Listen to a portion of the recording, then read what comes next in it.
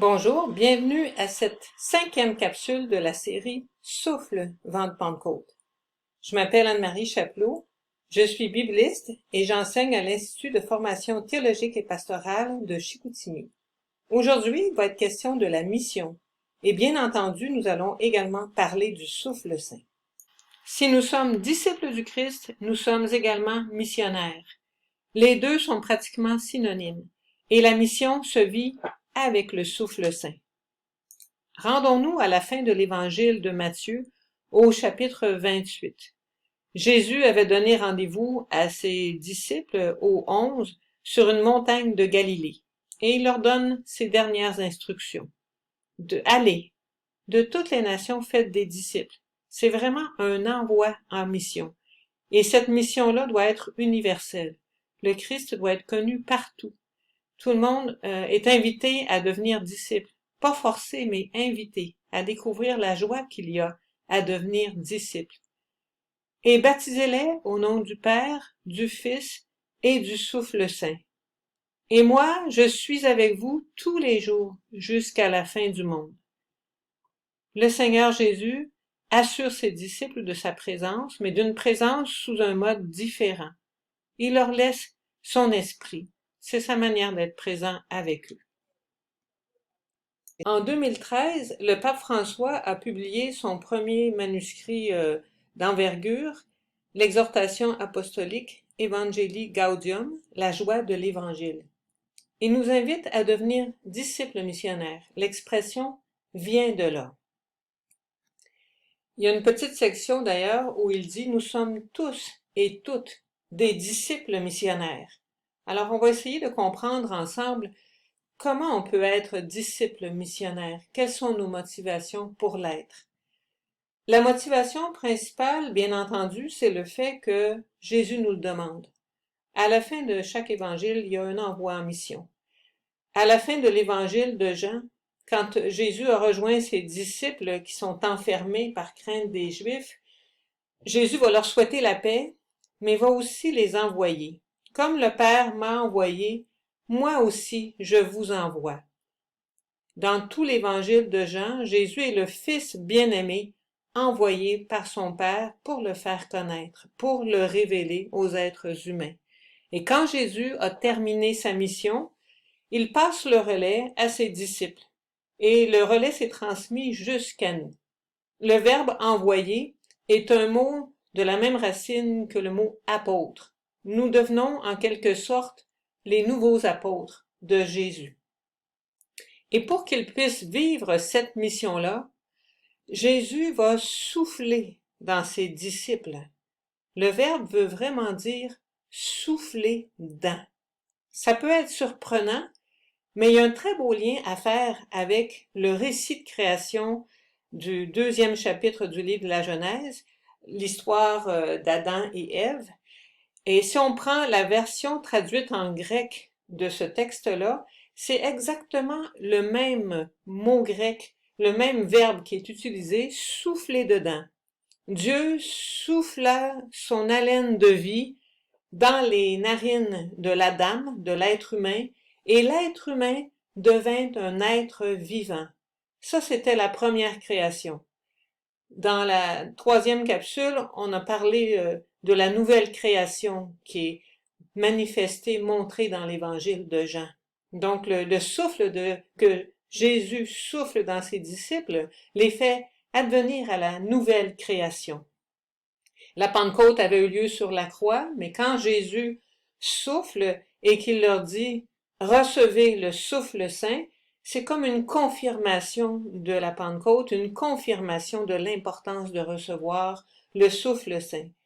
Et si on repérait à travers l'évangile de Jean, tous les rôles qui sont donnés au souffle, on aurait les rôles principaux, une présence auprès des disciples, un enseignement, non pas un enseignement nouveau qui viendrait remplacer celui de Jésus, mais un enseignement qui vient faire comprendre, qui vient faire entendre à nouveau l'enseignement de Jésus pour le comprendre. Jésus a tout dit. On ne peut pas avoir une révélation au-delà de ce que Jésus a révélé de son Père. Mais on n'a jamais fini de l'assimiler. de la faire nôtre, de l'incarner dans notre vie, cette révélation. Et c'est le rôle de l'Esprit Saint de venir travailler ça en nous. Et on a besoin constamment qu'il le fasse pour pouvoir aller vers les autres, annoncer le Christ. Le souffle saint joue aussi un rôle d'avocat. Avocat de la défense, qui va prendre notre défense dans les situations difficiles et aussi qui va témoigner en nous du Christ. Le pape François affirme avec force que dans tous les baptisés, du premier au dernier, agit la force sanctificatrice de l'Esprit qui incite à évangéliser. En d'autres mots, la mission ne repose pas sur nous.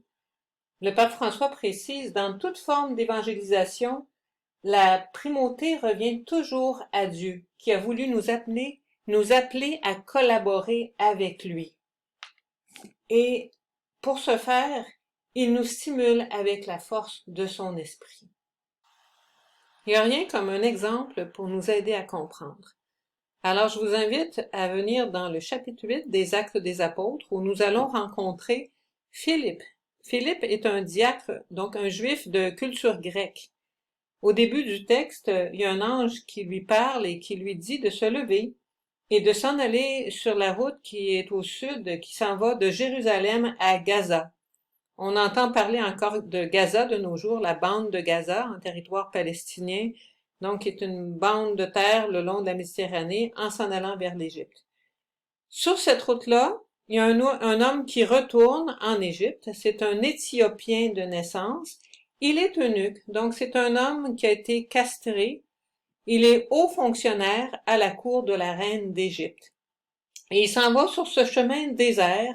Il est en train de lire la Bible. Il est en train de lire le rouleau du prophète Isaïe. Et là, le souffle invite Philippe à rejoindre l'eunuque. Approche-toi. C'est peut-être la première étape quand on est disciple missionnaire.